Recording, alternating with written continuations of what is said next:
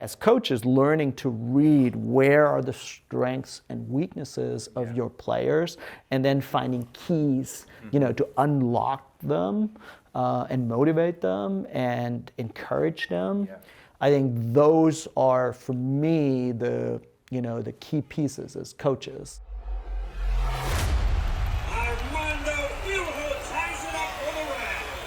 It is the Lane United legend Armando Field. Welcome to FC Game Changer. We got game. The football club that will change your game. Welcome back, everyone, to the FC Game Changer show. And today, Jürgen is here with us. He's the director of coaching at Eugene Metro Football Club. And he's going to be the first ever head coach for Lane United women's team this upcoming May. Jürgen, thank you so much for taking the time to be here with us, and welcome to the show. Well, thanks for having me, and I appreciate that you only used my first name and not my last name. There's a reason why. I was going to ask you before, off camera, how do I say your last name? It's really difficult. Even Germans, have problems with the name. It's Ruckaberle. Ruckaberle. Ruckaberle. Yeah. Okay.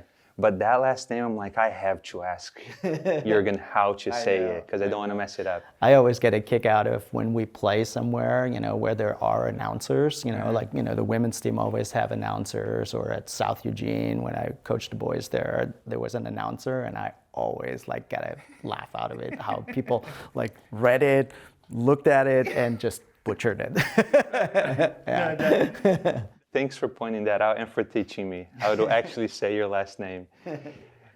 Before we talk about, the reason, the why behind Eugene Metro Football Club, creating the club, and also this historical moment for you as a coach, Lane United as a club, and I think most importantly, for the community to have a semi-professional team, a women's team here in Eugene, let's take us back to Germany. Mm-hmm. Your coaching career, you started as a player coach for a semi-professional team. Tell us a little bit more about that. Whew, wow, that's a long time ago. I grew up playing the game in my hometown in a club. I played, all the way through, the years. Started probably at age 8 or so, and played all the way through 18, and made the first team. That's what you do in Europe. You strive to be on the first team when you're 18, 19, and I was on a really good youth team that won a lot of accolades, and so we had a good cohort of my friends that played on that team, and then we got to the first team and played semi-professional soccer I played there until my late 20s, and loved every minute of it. Became kind of a real on the field kind of captain, and then one year they didn't have a coach because the coach got fired / left, and they didn't really have enough money to deal with it, and they asked me, hey, do you want to be a coach this year, player coach? And I was like, well, yeah, I've been a captain for years, so why not? And so that's how I got my first taste of soccer on the other side, and it was really difficult. I think I'm in awe now when I see, at some levels where there's player coaches. I think it's a really, it's a tough environment that you have to perform yourself. Your own performance is important because everyone looks to you in the first place, and now you're actually playing. And then you have to come back, on Tuesdays and Wednesdays for training, and, and correct things that you may yourself have done wrong. Yeah, and so it was a great experience. And after that year, they hired a real coach, and I was really intrigued by it. I loved it, and so I started getting my coaching licenses, and I started coaching sort of on the side younger teams. I in Germany, I had a job, I was a software developer. And, 4 nights a week, I trained, and on the weekends we had one game, and I had a 9-10 month season, so how it's proper. Exactly, yeah.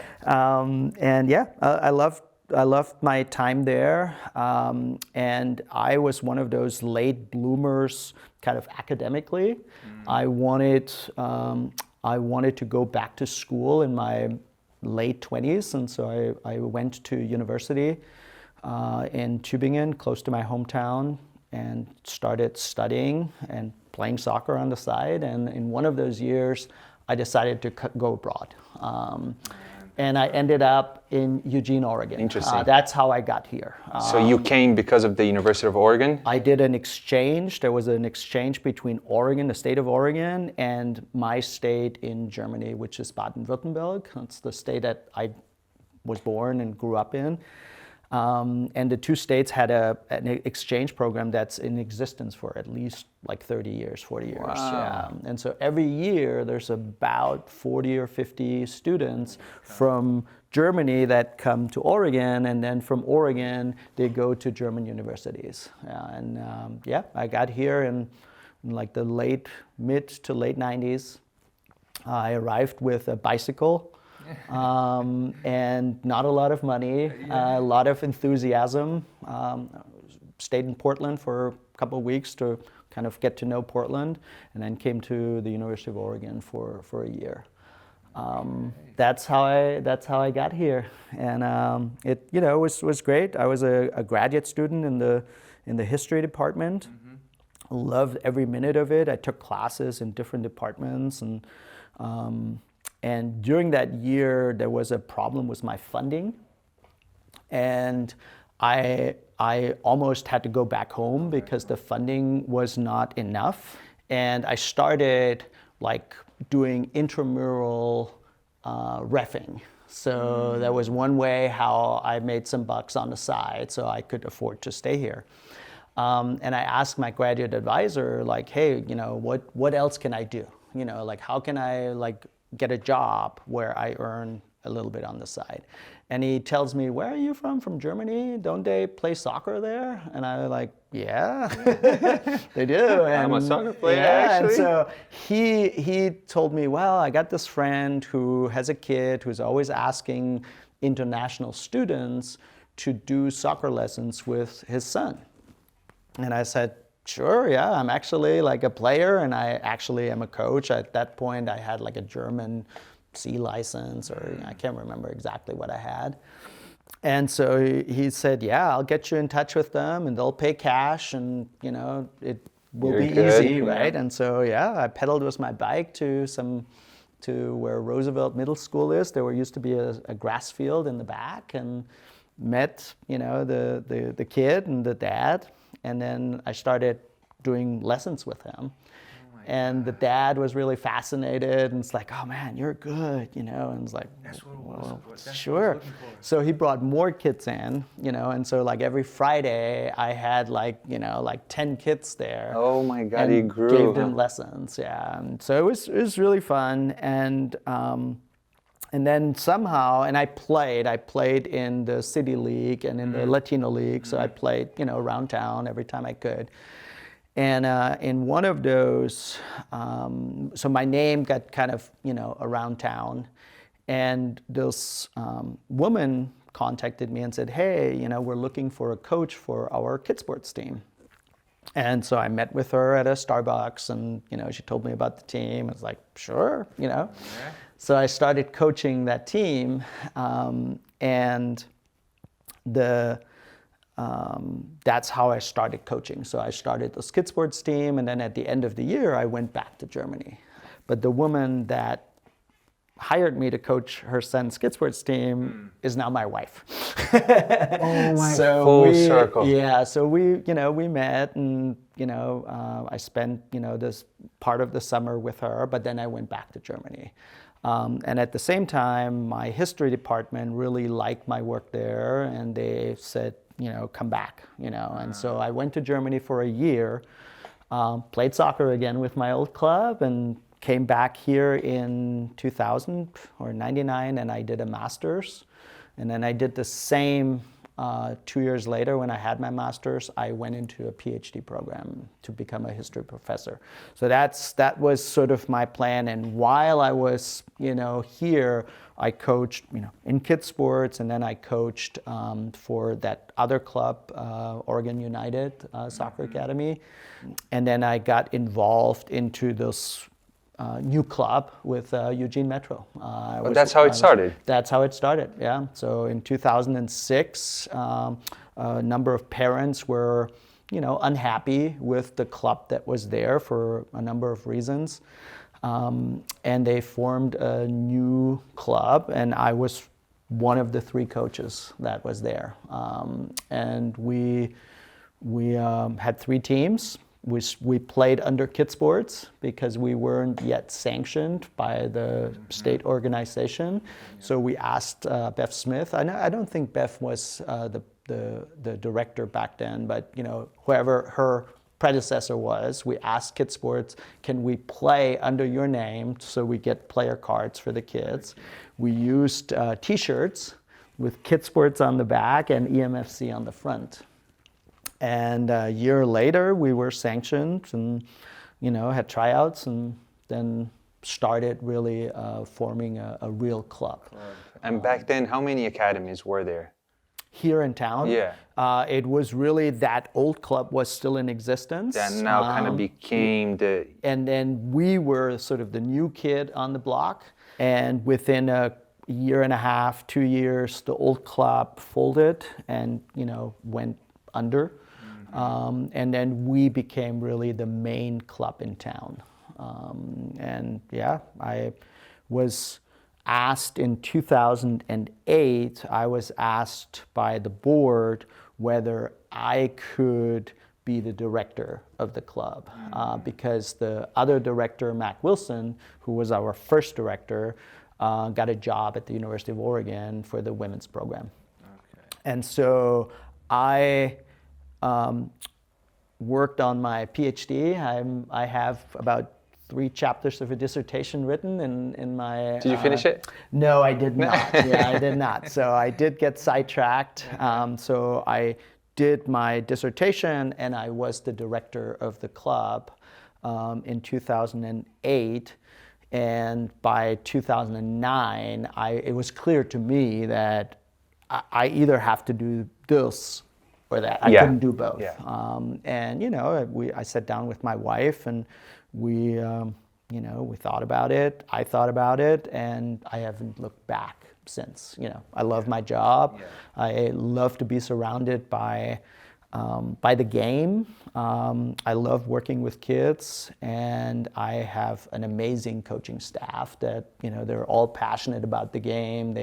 They almost love it too much sometimes, and that's awesome, and so I get to be with the game and around the game, 24/7. So it's really cool. I love my job. So there's not many people, who say that. And I do love it. I love the coaching aspect of it, and obviously over the years I had to learn a lot of things about marketing and administration, organization, branding, and lots of things I had to learn. But I like them too. I think they're part of the job now. So yeah, that's how I got to coaching. I have a German B license. So while I was going back to Germany, I got my German B license, and then at the same time, when I came here, the U.S. Soccer Federation doesn't accept foreign licenses. So I started getting my U.S. licenses as well, and I now, like probably 10 years ago, I had my A license. Okay. So I've gone through the entire coaching, pathway. Yeah, and it was good. I actually enjoyed, doing those licenses, although some of the information was obviously the same. The game is the same, but it was interesting to see, what, the American pathway added into the education. How different was that from the pathway back in Germany? I would say just probably, with a lot of sports, when you are in a country where that is your culture and your history and it's so ingrained, sometimes changing it is actually harder. Because you have to convince a lot of people that whatever, Germany has a long history of success on the field. And so when you want to change something, it's actually not that easy because you have so many ingrained people, whether it's coaches, players, retired people. They all have an opinion and they all have maybe a history of success. And so they're asking like, why should we play with a back three? Or why should we do this? Or why should we do that? When I was a kid, it's ingrained. And I think in the US, there was a willingness to really look outside the box. I think they did a really good job, predictably in utilizing a lot of other sports experiences and integrating it, whether it's, building the athletic performance, the body itself. That's one of the main things I see that's very different from my home country, Brazil. Over there, I say we're basically pretty much soccer players, but we're not athletes. And the beautiful thing about this country is that they try to mix the both of them. But it's needed, right? Just the technical side won't help you as much as both the athleticism as well, which is, it's very different. It's very different, and I appreciated it because I never had any coaches who would focus on that.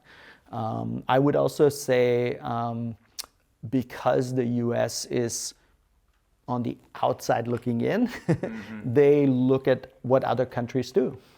They look at what other sports are doing. So they brought in a lot of things from like psychology. I think they brought from like hockey and other sports, and I was intrigued by it. There's other things that I think they could do better, but that was interesting to me. Yeah. So now, Jürgen, after you talked about EMFC, I remember that at some point it was Eugene Timber. Correct. Timbers Football Club. Correct. ETFC. When did you transition from Eugene Metro Football Club to ETFC? But now we're back. We're back. We're back Eugene where we Metro started. Football. Yeah. I think it's a very typical American story. I've been doing this, now for 15 years, and in Germany, I think the leagues you're playing in are always the same. The fields, the clubs you're competing against, they're always the same. So there's a solid foundation that you can count on. I've been doing this job now for 15 years, and every 2 or 3 years, there is a big question of where do we play next year? Like, what are clubs in Portland doing? What about this? What about that? So there's always change. And one of those changes in 2012 was that the state organization, which is Oregon Youth Soccer Association, it's a nonprofit that basically is part of USYS, which stands for United States Youth Soccer Organization. It's probably, in terms of members, maybe the largest organization in the country for youth soccer. And OYSA is one of the state organizations. And they organize the leagues, they card the players, they structure the state's leagues, and so forth. And they were going under.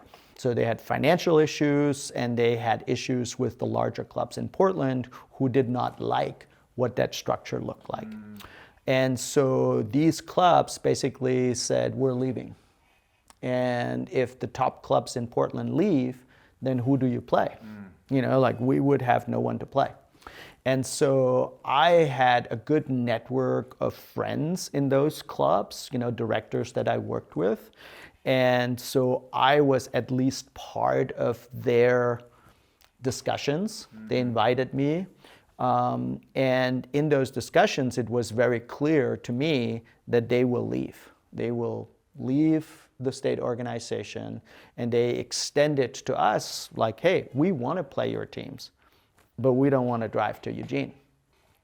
So their leagues were basically, so we had to play for 2 years in a league that was organized by our main competitors, and we did not get a lot of home games. So we, like in the fall, if you play like 12 games, we got 2. And most of the games are 10 were on the road, So that means our families had to bear the brunt of the traveling. And not playing home games, for kids, that means, mom and dad, grandma, aunts and uncles, they can't watch you, or at least not on a regular basis.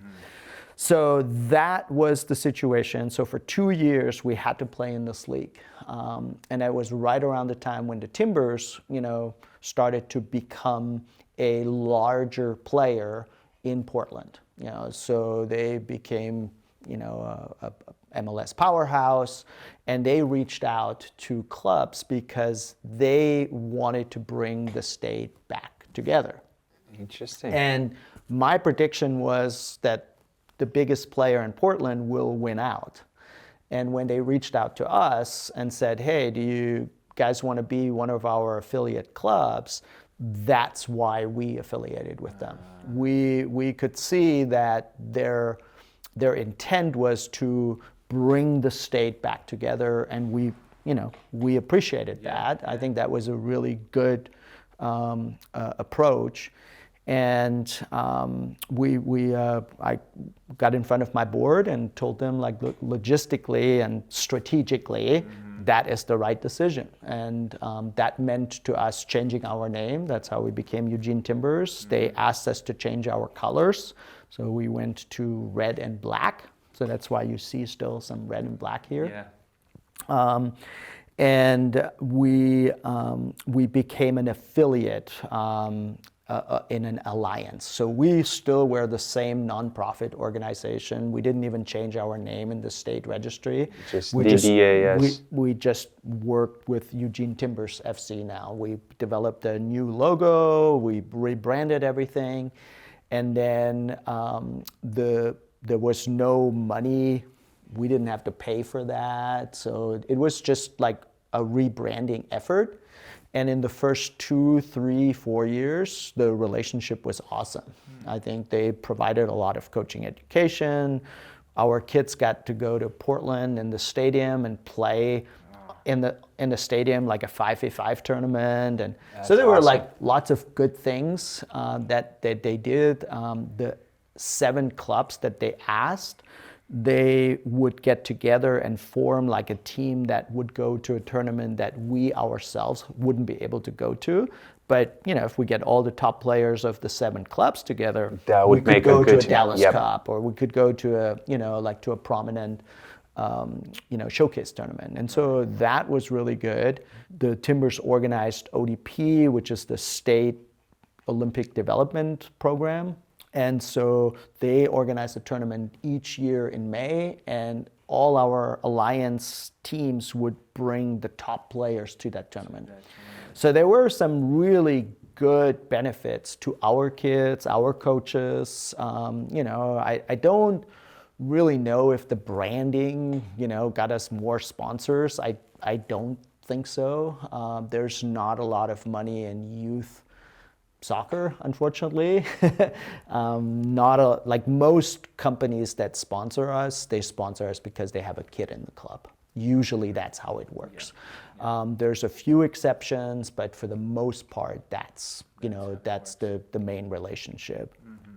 And so we were in that relationship since 2014. That's when we started.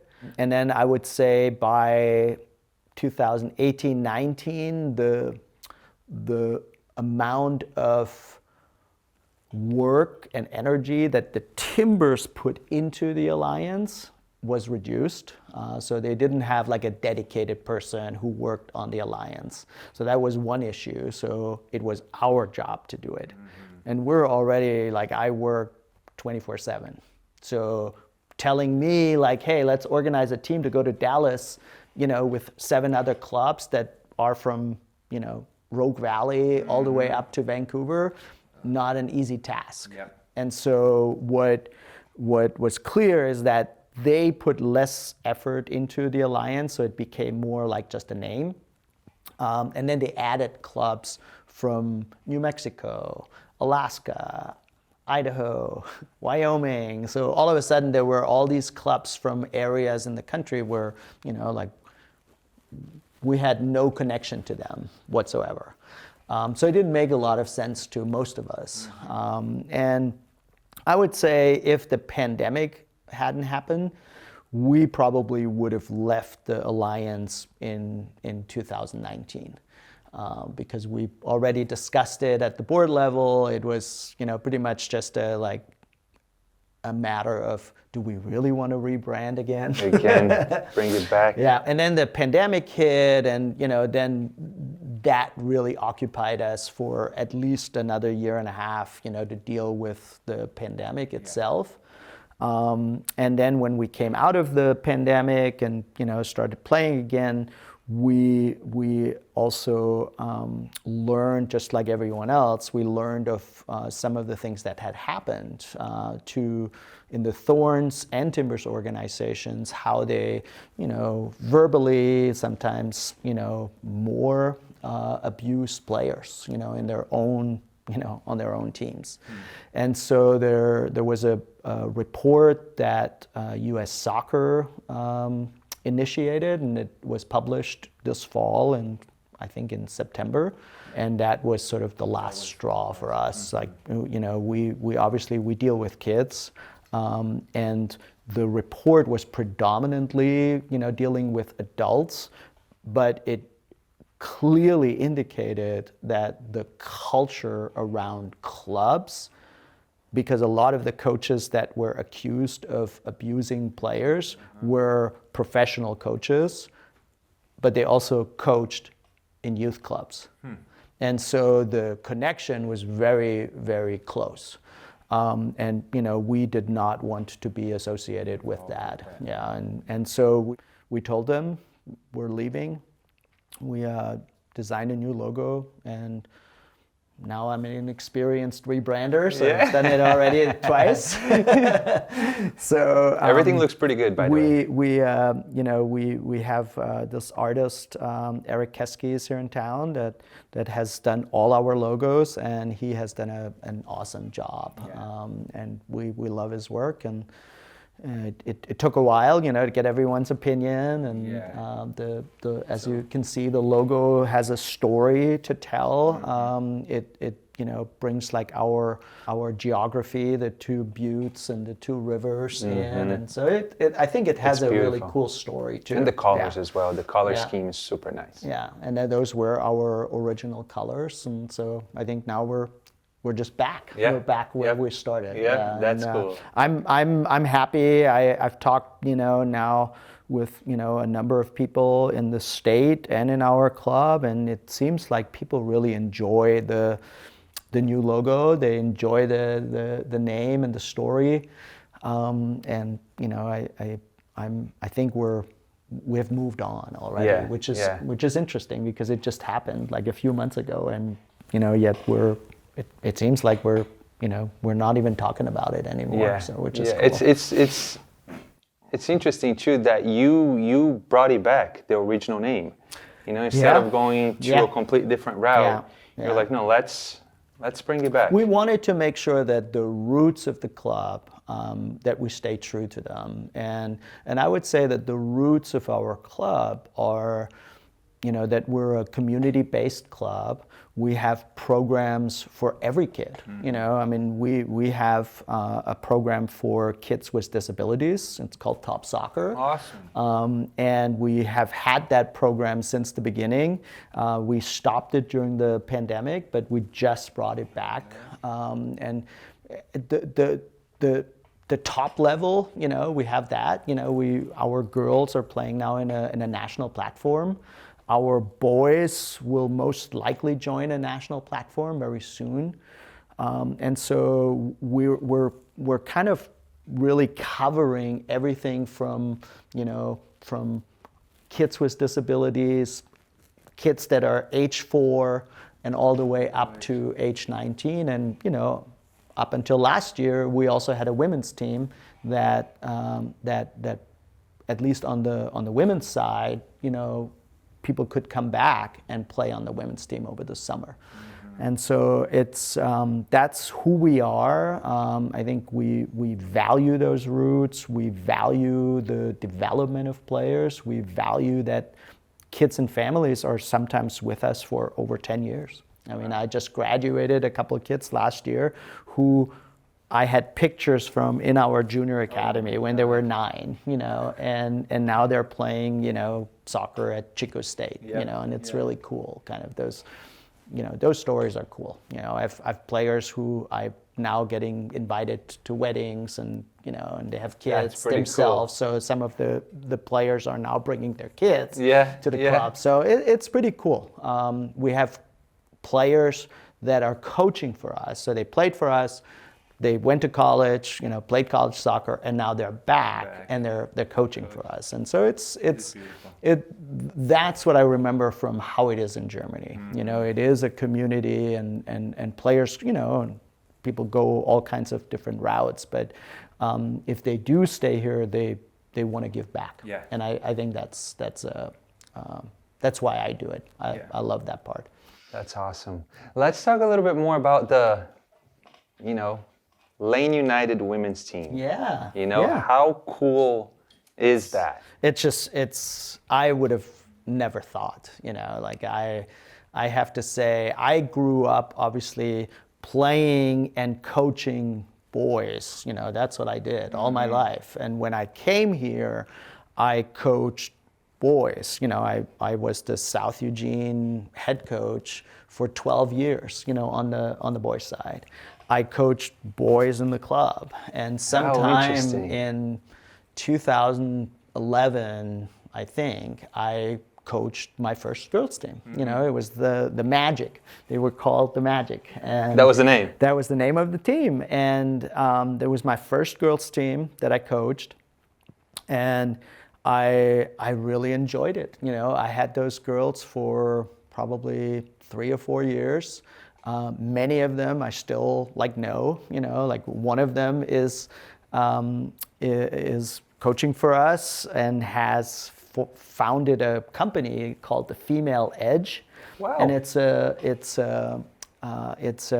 recruiting, a recruitment support company for girls, who want to play college soccer. And I think she's doing other sports too. So really, really cool. Super cool. Yeah. And that was my first girls team that I coached.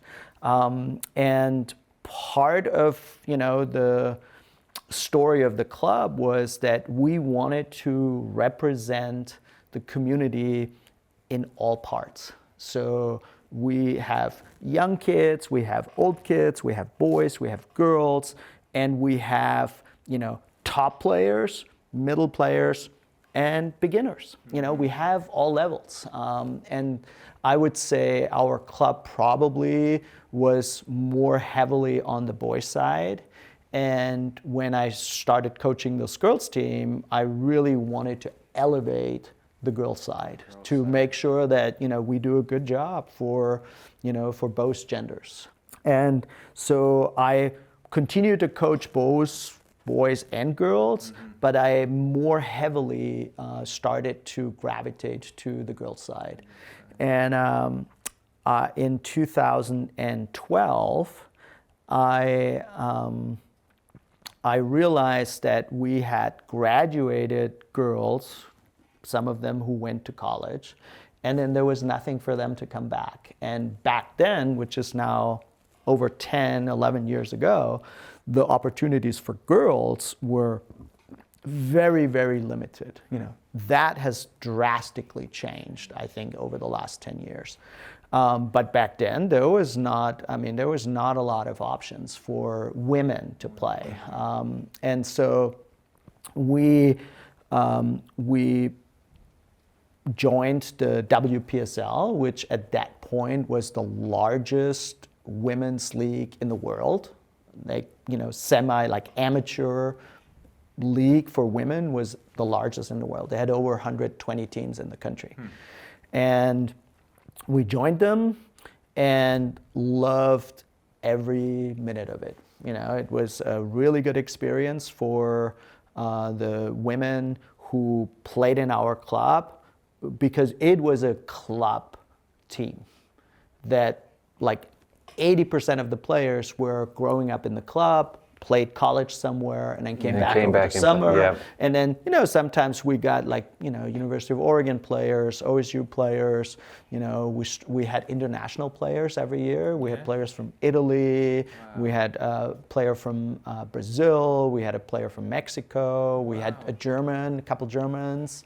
So every year we had like a couple of international players. And it was a really good experience, especially for our younger club players that, got to play with women, and in a very competitive environment. And we started that in 2012, played, every year. I did it, in the club. It was low, what's the word? It was certainly an effort. My wife and I did everything. We did, setting game day experience, coaching the team, feeding the team, finding host families. Wow. So it was, my way of providing that opportunity each year. For 2 months, I put a lot of work in. And my wife put a lot of work in. We, found sponsors and, made it work, so we could pay the league fees and the player cards and to travel, because we had to travel. Like, we had to go 1 year to Canada. We had to go, to Seattle at least a couple of times, to Spokane. And, those are hard trips to do with, 15, 16 young women who, a lot of them were under 18, a lot of them were like 17, and so it was a great experience. I think for them, they all, look back fondly at the experience. And so when Dave approached me that the USL is finally arriving, on the West Coast, it certainly was. It didn't take very long to convince me that this is the right decision, because they have done this for 10 years on the men's side. They have the experience, the staff, the wherewithal. I'm running a youth club with 1,000 kids. So running a soccer team for 2 months that distracts me from, a lot of other things. Was always hard. And so now I'm handing it over. I will coach this year, and if they need someone next year, I'll be there. But the idea was always that this is going to be a female coach that will coach that team. That was always my approach, was that I want to create opportunities for players to play at a top level, but I also want to create opportunities for those players to maybe become coaches. To do what I have done, to have that opportunity. And I can't tell you how remarkable it is to see a U10, U11 girls team, and they look up and see a female coach. It's different. It's different, and rightly so. And so I've been really working hard over the last probably 10, 15 years to recruit as many coaches, female coaches, as possible. And it's hard, because it still is. It's not a profession where it's easy to make a living, especially in club, because we just don't have the money to pay well enough to make a living. But yeah, we had a lot of female coaches. Unfortunately, they, at some point they all leave. Either they leave Eugene or, they form families, and then it's harder for them to spend evenings, at practice, weekends, and cars to travel. But we have a good number of female coaches, and the idea is that at some point, this team is coached by a female coach. Yeah, and so I'm super excited. I'm excited too. I think it's time, to give the women also the same status, that I think the Lane United men had, because we always had to play. I mean, we played where it was cheap. So we played mostly at South Eugene High School. A couple of times we played at the University of Oregon because of some of my relationships with them. But we played where it was cheap. And now we play in probably one of the most beautiful, Civic, right? Yeah, in the most beautiful awesome. stadiums in the Pacific Northwest. And so I think that's really cool and exciting. I think the women are going to be excited about the attention, that will be around the team, because, I'm older, so I'm not a social media person. We use social media obviously in the club, and I have promoted, the Azul team in social media, but I do that, on the side, with my little phone, and it's not professional. And so I do think that Lane United, will do a much better job to promote the team and provide them with a game day experience that is worthy. And so I'm excited about that. I cannot wait, because I've played with them for a few years, did coaching for a little bit with Connor and John, but then now seeing the evolution of the club, and now having two sides, a men's team, a women's team as well, to go and watch, I think that's going to be beautiful. I think the community needs that too. It will really embrace it, and I wish the season would be longer. I think it's very hard. Like, I'm looking at my schedule and I'm like, oh my God, this is going to be hard. Tight, because we're having our first game on May 14th. And like most kids are not out of school, until the end of May. So the first few weeks will be hard. But the men have the same issue, so they deal with the same problems. But I'm super excited about it. Can't wait. I'll be there, and I'm gonna try to watch as many games as possible. Awesome. Jürgen, with all your playing and coaching career, what are the most important things that you see that a soccer player needs to have on and off the field, in terms of like important qualities that they need to have? Well, I'm old enough now that I give you a different answer than what I've probably given you 10 years ago or 20 years ago. Like 20 years ago, I would have told you, wicked left foot, and, like smart, and, like all the things that, like fast, aggressive, it would be all focusing on the player and the excitement around, the soccer ball and what they can do with it. I think now that I have been doing this for a long time, I think that those things are still very important to me, and probably occupy me for most of the day. But I would now say that for me, the character, the mentality, the drive, the commitment that players bring to the game has a much larger impact. Their work ethic, their integrity, their honesty, their willingness to be part of a team and give up some of their individuality to make the team stronger. And so I think that part to me is now more important. That's a great They're point. more important because I'm dealing mostly with kids, and kids learn. They obviously come to us because they want to learn how to play soccer. And so we teach them the 4 pillars, technical, tactical, physical, psychology, the mentality of the game. We teach them all of those. But I also think we teach them to be committed to something. I commit myself to come to practice 3 times a week. And I come to practice when it rains.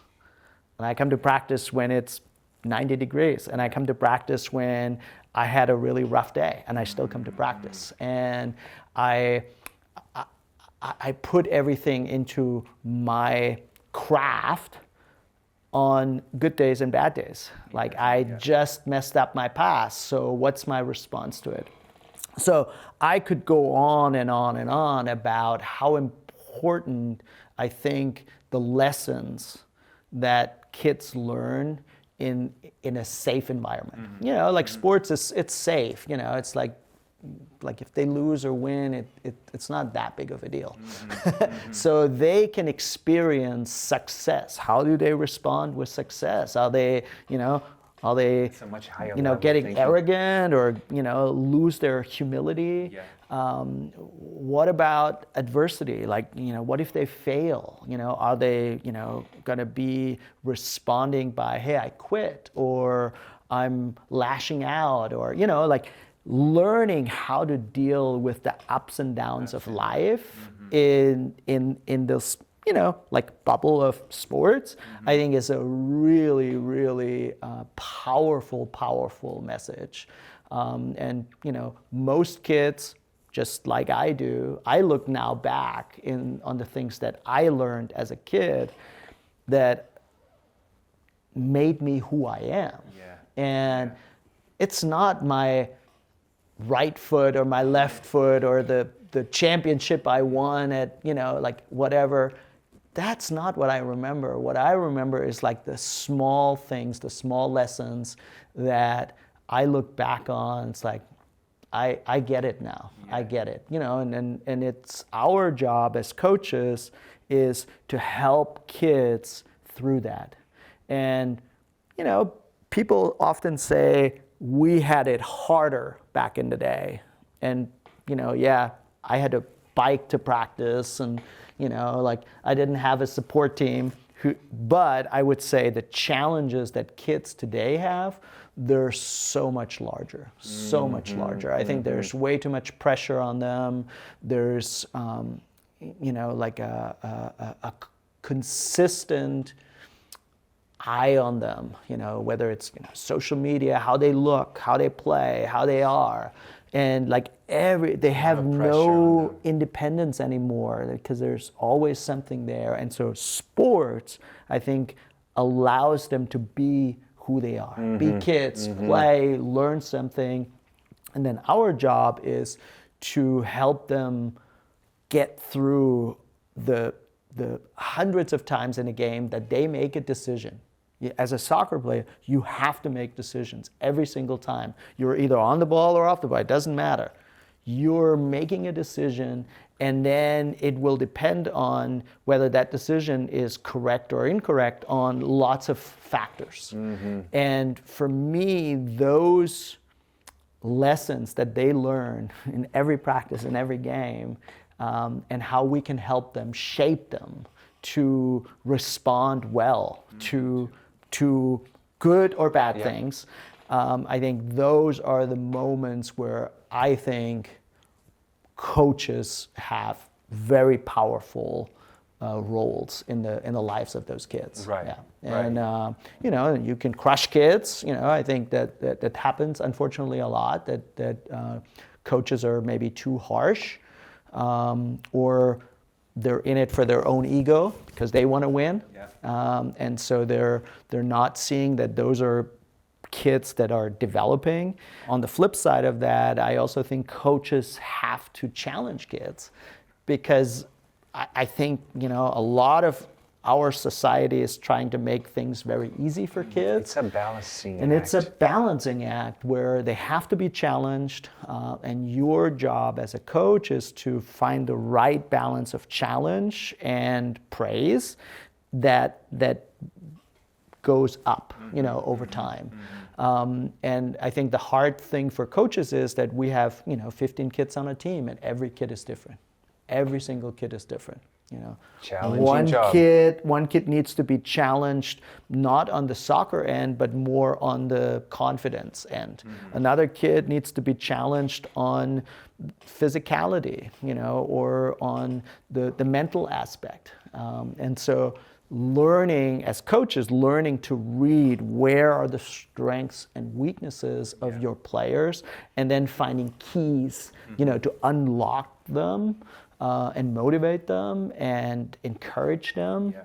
I think those are, for me, the key pieces as coaches. And it's hard for me to work with coaches because the coaches come to the game for, I want to be Pep Guardiola. I want to be, X's and O's. I want to, I'm with the game.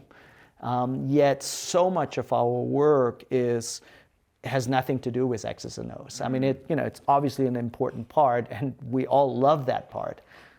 But understanding kids, how they arrive, and what you need to do with them, that's way more important than the X's and O's that we're trying to teach. So, and that's very well said.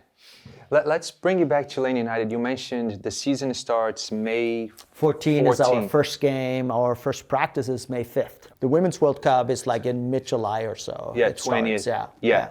What are your predictions? What do you have in mind for that one? Because it's going to be a new thing too. It's Australia and New Zealand. It's first time in the Southern Hemisphere, so I think that's really cool.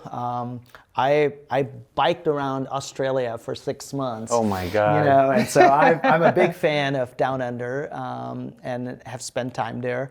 They obviously have a really good women's national team, and as a host, or at least part of a host, I think they will definitely have a word to say in the competition.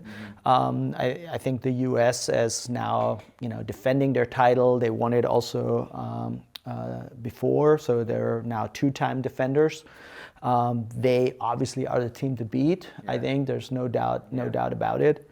But I think everyone who watched the Euro last summer is going to be excited to see teams like my country, Germany has had a really good Euro. I think France, England, France is going to be, they just fired a coach, hired a new coach. Yeah. So they'll be it will be interesting to see how the players deal with a brand new coach who had a lot of success, but with the Moroccan men's national team, and so I think it'll be interesting to see how they respond. I think England, they're on a wave, kind of, they had a really good Euro. Like the Dutch have some phenomenal individual players that I think will have a word to say.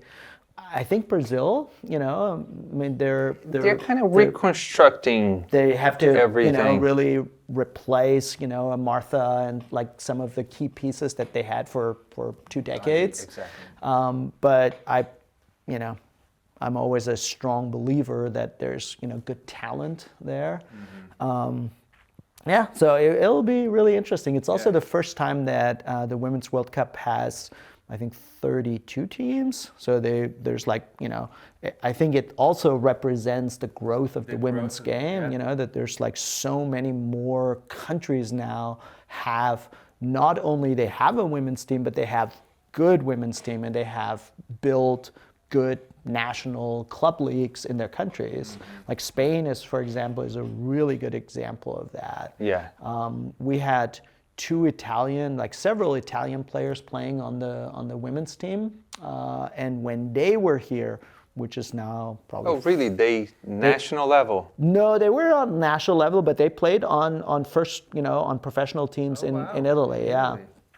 And two of them, when they came here, that was probably 2015 maybe, they told us like that the infrastructure in Italy is really bad, so they said their first league games are in like smaller stadiums, less built out, not good coaches. And then when we got another Italian just 2 or 3 years ago, it had completely transformed, because now the big clubs like Juventus and Roma and like all of the big clubs have now women's teams, and their league is very elevated. Same in Spain. I would say Germany had a more functioning Bundesliga for women's Bundesliga for longer. But even that now is elevated, with teams participating in the Champions League, every year, and so it's exciting. I'm excited to watch that too. Yeah. And every time you talk about the German team, the national team, now I'm flashback to the Euro.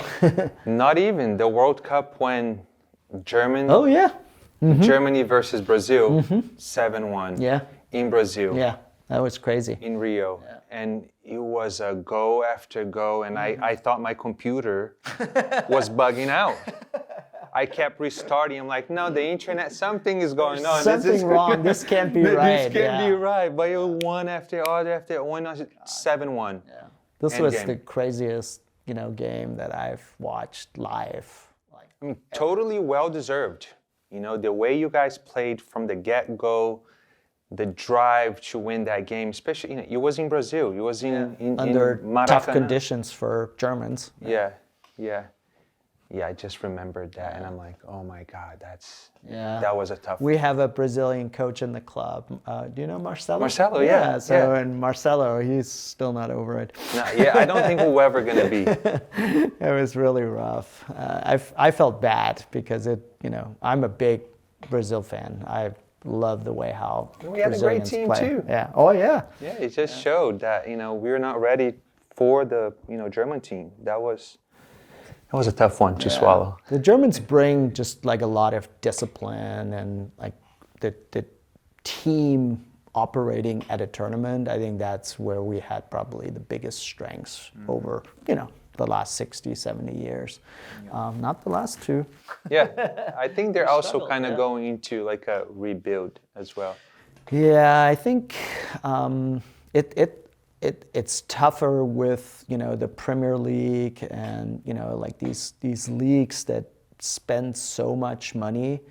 I think it's harder now. Like I see a lot of German talent is going to start moving to England and other places, and right now they don't, but they have to, because I think that's where the best soccer. No, maybe not the best soccer, but the best competition is. Competition. Yeah, because they have literally 20 teams where almost everyone can beat everyone. Yeah, whereas Bayern and Dortmund are kind of the two teams, and then it kind of drops. It's similar to La Liga as well. You get Real Madrid and Barcelona. Yeah.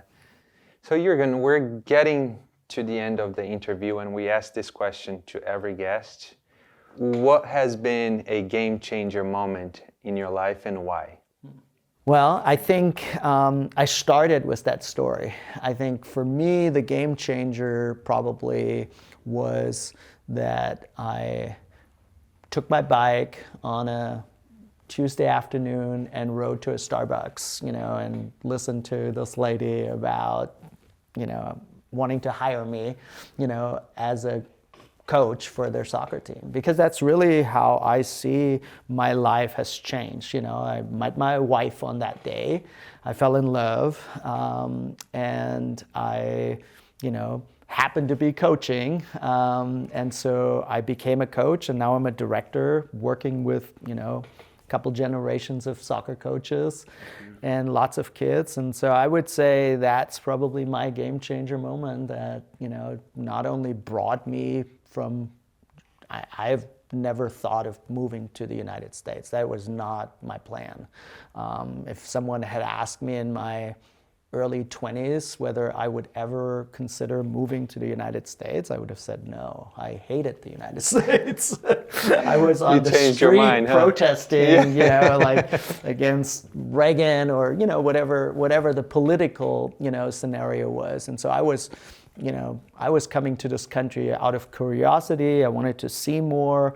I thought I would be here for a year, you know, and now I've been here for, you know, almost 25 years. And I do what I love to do, which is, you know, playing soccer. I still play as much as I can, and I coach. And so I think that afternoon when I pedaled to that so Starbucks is probably my game changer moment. Yeah, yeah. Yeah. That's so cool to know, and you know. I think you met my wife at I think some I point. did. Yeah, I I think did. she told Yeah. me Yeah. that she met you At in the Tensegrity. book at Tensegrity. Yeah, Yeah, yeah. exactly. Yeah.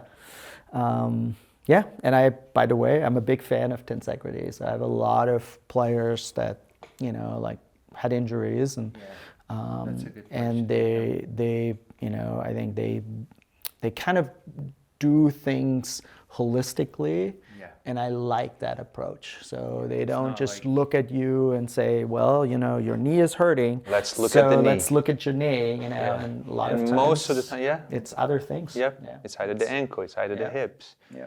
Yeah.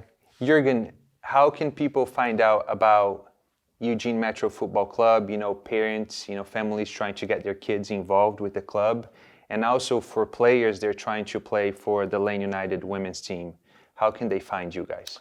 We have a website, so it's emfc.org. That's where you can find all the information about our upcoming tryouts. We have tryouts in early May for all our age groups. And we have social media, you know, we're on Facebook, Instagram, Twitter. You can find our handles under Eugene Metro Football Club or some version of that. For Lane United, probably the best way is to go through the website to Lane United and to reach out, and then they will get a hold of me. Or they can go to the EMFC website and find my name and email address, which is doc@emfc.org. And yeah, we would love to look at any current college player that is interested in playing between May and early July. Awesome. Cool. Thank you. Thank so much you. for Thanks being for here having with me. us. I Yeah. really appreciate it. I've never done this before, so it's a first for me. Hey, I'm really looking forward to the season. You know, I'm going to be following EMFC for sure, but I'm super excited to watch you guys I kill know. it this I upcoming know. season. Yeah. Thank you so much for watching, and I really hope you enjoyed this video. And if you did, please help us out. Subscribe down below and also like the video as well. I hope to catch you soon. Have a good one.